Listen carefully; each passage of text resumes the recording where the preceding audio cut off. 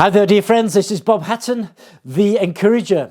I hope that you had a very good Easter celebration, and that this Easter festival was something very special. I personally, I really enjoyed this year Easter, and just thinking and celebrating about the fact that Jesus has risen from the dead. And you know what? What is important is that we experience this for ourselves. We have in our story Mary Magdalene. She came to the grave on that first Easter Sunday, on the first day of the week. When she was with the other women, they wanted to anoint the body of Jesus. They wanted to perform the last rites. I think it was more for their sake than because they couldn't do anything really for the dead Jesus, but it would help them in their process of mourning. And as they're going towards the cemetery, they're asking one another, who will move the stone away from the grave, because it was a big stone. So they went down there, and when they arrived there, this big problem, it dissolved. It wasn't a problem anymore, because the stone had been rolled away from the grave. And the next problem was evident. The body of Jesus was missing, and they suspected that somebody had stolen it. So Mary Magdalene, at least her, maybe the other women as well, they go back to the place where they've come from, place where they are staying, and they contact the other disciples, especially John and Peter are mentioned, and so they come down to the cemetery because they want to see for themselves whether the women are telling the truth. So they get there, and as I think I told you last week, John stands with a certain amount of reverence in front of the opening to the grave, but Peter, he comes, he's a bit slower than John. He rushes past John and he goes straight into the grave, and they are convinced as well that Jesus has gone missing. So they have a look around, they can't find him, and they go back, and they're probably thinking, what on earth has happened here? Mary has come back with them, and she stands for a time standing at the open grave, and I guess she's trying to add up what is happening here. What has happened? Somebody has stolen the body of Jesus. And in the end, she goes into the grave, and as we've already seen, she meets two angels, one standing at the foot end of where they'd laid Jesus, and the other is standing at the other end where his head had been put down. And they speak to her, and I mean, they were glowing, they were radiant, they were brilliant, they were, angels like you find in the book. And they told her that Jesus is alive.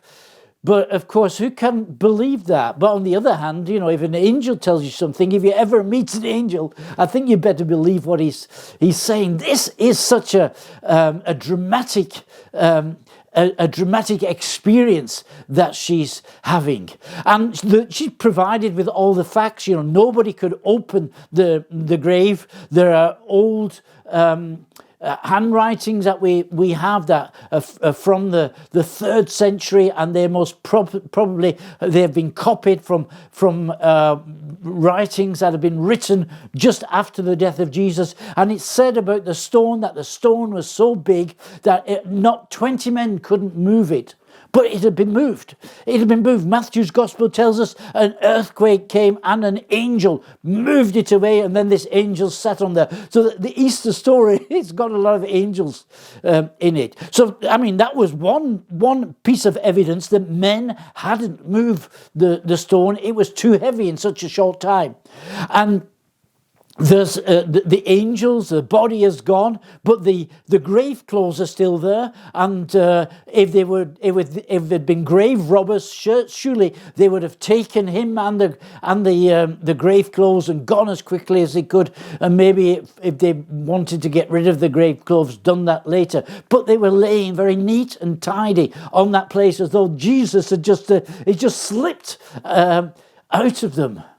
And then in the end, Mary meets Jesus. She has a personal experience, a personal encounter with the living Jesus. And I believe through all the facts that have been presented to us about Easter, that Jesus from Nazareth has risen from the dead. And that's almost impossible, because dead people are dead and you don't come back from the dead. But the Bible tells us something, that God raises people from the dead, and only God can raise people from the dead. So if you look actually at all the evidence that has been given to us, then there is a strong case that indeed Jesus has been risen from the dead. And if you study that, a number of people have studied that, people who were agnostic or even atheistic, and they have come to the conclusion that Jesus is alive. But what is important is not just to have a body of evidence,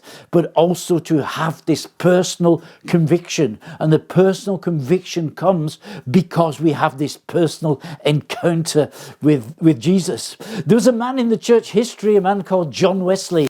John Wesley, he founded the Methodist Church, which is one of the biggest Protestant churches. It's spread up all around the world with probably millions of members. And this man, John Wesley, he studied theology at the University of Oxford.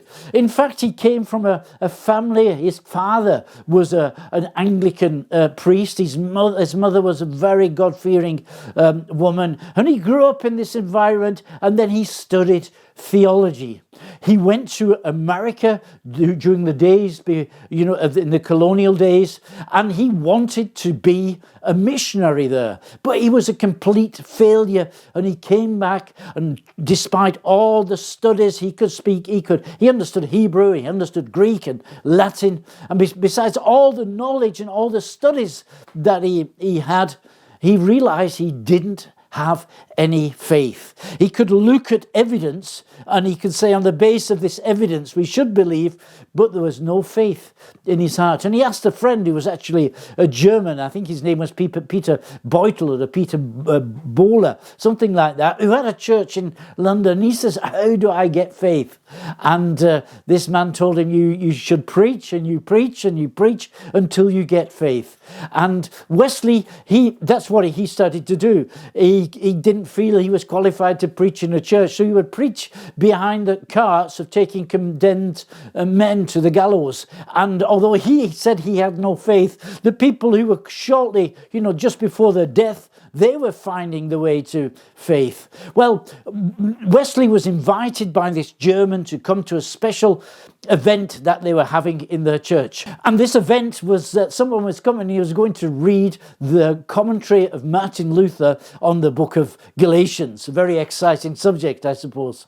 But anyway, when he was only reading the introduction and talking about the book of Galatians quotes the Old Testament, that the righteous will live by faith. And when Wesley heard that, just like Martin Luther had heard that, suddenly everything fell into position for him, and faith was born in his heart. He writes in his journal, and he says, my heart was strangely warmed by these words. And from this time onwards, Wesley has faith.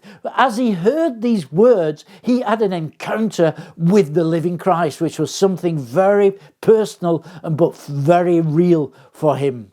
So in these days, in this Easter festival, I wish and I pray that you will experience the living Jesus for yourself. God bless you. Have a good day. See you on Friday. You're Bob Hatton, your encourager.